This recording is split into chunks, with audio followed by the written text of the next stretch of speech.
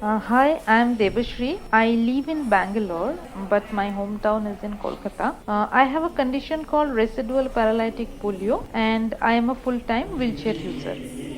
I have very less muscle strength in both my arms and cannot lift up my arms on my own. I have to spend 8 to 10 hours every day on laptop or phone, and because of that I face issues like neck stiffness and shoulder pain. So to keep my shoulder and my arms active and flexible, I found out this solution. This is a simple tool where a rope is passed through a small pulley or a wheel, and there is a holder on both sides. So with this one can perform free hand movement.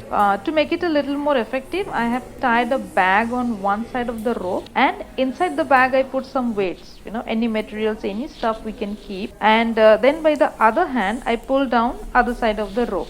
So this has become a very effective exercise for my arm.